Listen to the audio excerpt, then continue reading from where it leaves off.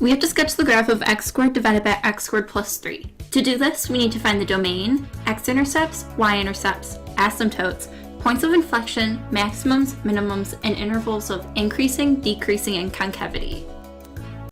First, we have to find the domain. In order to do that, we set the denominator, x squared plus 3, equal to 0. When we solve that, we find that x equals the square root of negative 3. Since that's not a real number, we know that the domain is all real numbers.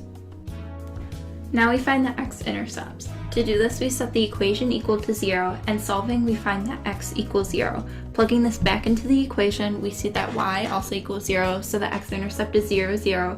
This also shows that the y-intercept is 0, 0. Since the domain is all real numbers, we know that there is no vertical asymptote. To find the horizontal asymptote, we have to do the limit process. First, we find the limit as x approaches infinity and negative infinity. Since all x values are squared, there would be no negative y values. For the limit as x approaches infinity, we will divide everything by the variable of the highest degree. In doing so, we get 1 over 1 plus 0, given that c over x to the n equals 0. This means our asymptote is y equals 1.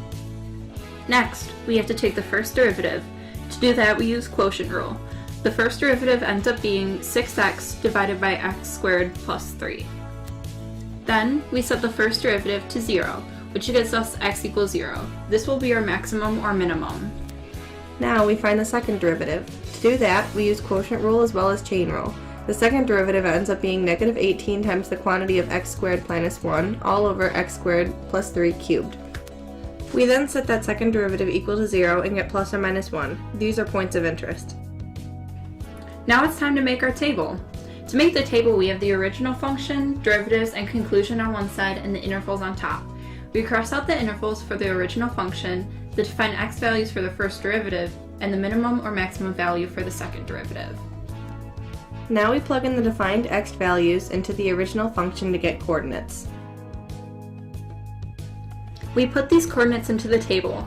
The coordinates for x equals 0 is a minimum or maximum, while the other two values are for concavity. Plug the values into the derivative function to find the intervals of increasing and decreasing. And here they be. 1 and negative 1 is where the second derivative equals 0, and then we plug in points from the intervals to get the intervals of concavity. Voila! What does this mean? By analyzing the table, we can conclude whether the intervals are increasing or decreasing, and whether the concavity is up or down in the given intervals. Additionally, we know that 1 and negative 1 are points of inflection because that's where the concavity changes, and 0, 0 is the minimum because that's where the function switches from decreasing to increasing.